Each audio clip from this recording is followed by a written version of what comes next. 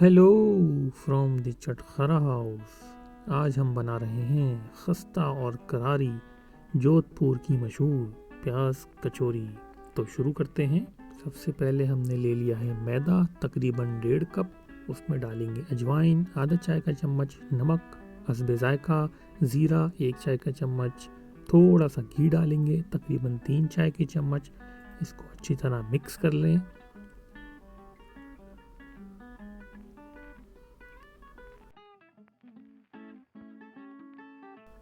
اچھی طرح مکس کر لیں، اس طرح کنسسٹنسی آ جانی چاہیے۔ اس کو اب ہم گون لیں گے۔ اس کو ہم نے تھوڑا سخت گوننا ہے، نیم گرم پانی میں اس کو گون لیں گے۔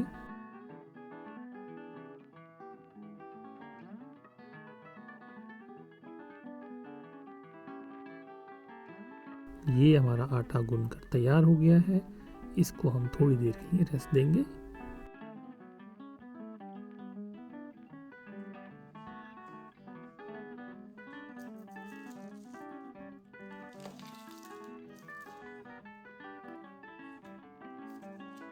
دوسری طرف ہم اس میں بھرنے کے لیے مسالہ تیار کریں گے۔ اس کے لیے ہم نے لے لی ہے پیاز۔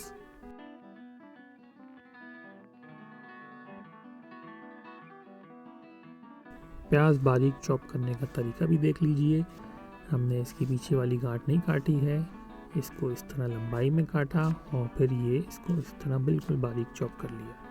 دیکھیے اس طرح اس کو باریک باریک پہلے لمبائی میں کاٹا، پیچھے گانٹھ نہیں کاٹی ہے تاکہ یہ کھل نہ جائے، اور اس کو پھر اس طرح کاٹ لیں گے، بالکل باریک باریک چاپ کر لیں گے۔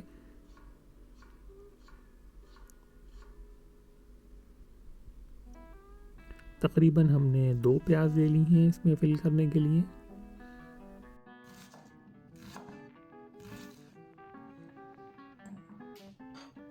یہ ہماری پیاز تیار ہے۔ اب ہم ہری مرچیں لے لیں گے۔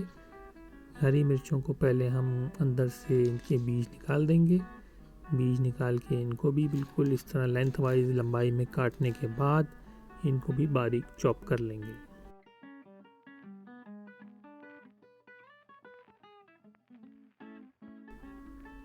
ہرا دھنیا لے لیں تھوڑا سا، اس کو بھی باریک چاپ کر لیں۔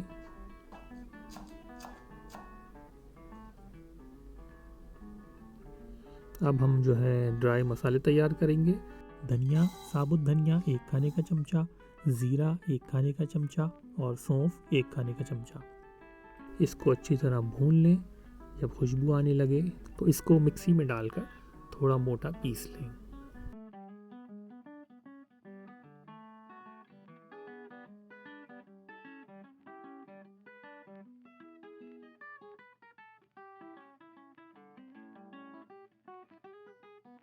ایک پین میں تھوڑا سا تیل لیں، اس میں یہ جو ہمارے خشک مسالے تھے ان کو بھون لیں۔ مسالے اچھی طرح بھون لیں تاکہ اس میں سے ان کا کچا پن ختم ہو جائے۔ ان بھنے ہوئے مسالوں میں ہری مرچ جو ہم نے چاپ کی ہوئی ڈالی تھی وہ شامل کر دیں، اور یہ جو پیاز چاپ کی ہوئی تھی یہ بھی اس میں شامل کر دیں گے۔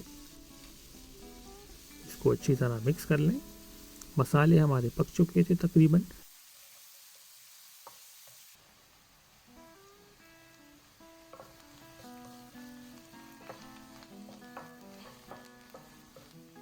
اب اس میں ہم لال مرچ ڈال دیں گے 1 کھانے کا چمچہ، تھوڑی سی ہلدی ڈال دیں، اس کو دوبارہ مکس کر لیں۔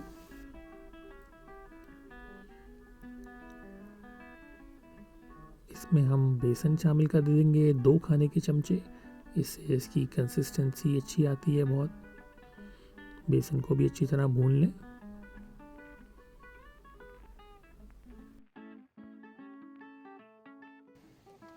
اب اس مسالے میں ہم 3 عدد درمیانے ابلے ہوئے آلو اس طرح ہاتھ سے میش کر کے ڈال دیں گے۔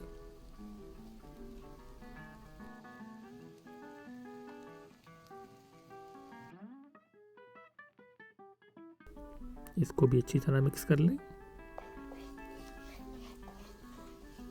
نمک شامل کر دیں حسب ذائقہ۔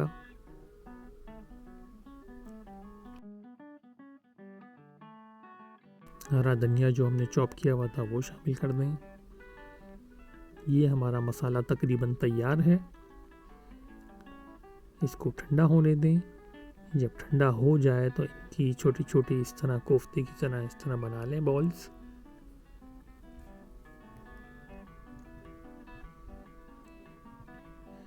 اب ہم اپنی کچوریاں تیار کریں گے. یہ جو ہم نے آٹا گوندھ کے رکھا ہوا تھا اس کو دوبارہ سے تھوڑا اس طرح مسل لیں. اس کو اس طرح رول شیپ میں بنا لیں اور اس کو چھوٹے چھوٹے پیڑے بنا لیں اس طرح فولڈ کر کر کے.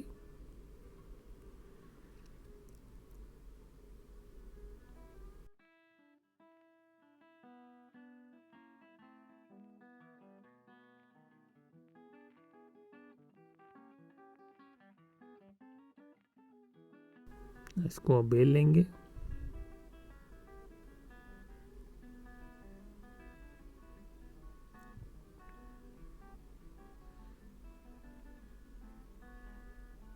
یہ ہم نے بیل کے اس کی اس طرح تیار کر لی.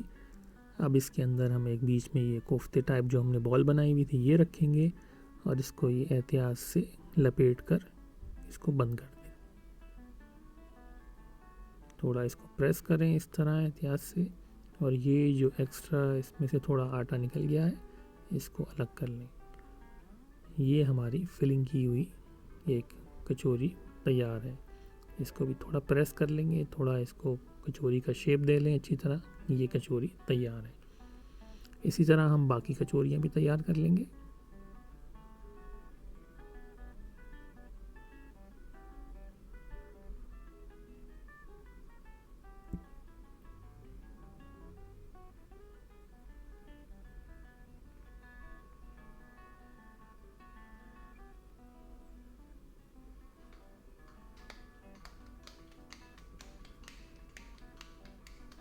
یہ ہماری کچوریاں تیار ہیں. ان کو ہم میڈیم فلیم پر ڈیپ فرائی کر لیں گے. 1.5 پاؤ میدے میں تقریباً 5 کچوریاں بنی ہیں. ان کو ہلکی سے درمیانی آنچ پر اچھی طرح فرائی کریں. لائٹ براؤن ہو جائیں گی اس طرح. یہ دیکھیے ان کو پلٹتے رہیں وقفے وقفے سے. یہ کچوریاں ابھی تیار ہیں. ان کو تیل سے نکال لیں.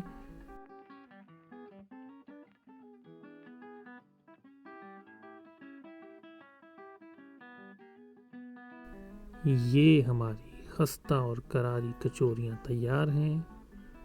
خوب کھائیں اور انجوائے کریں.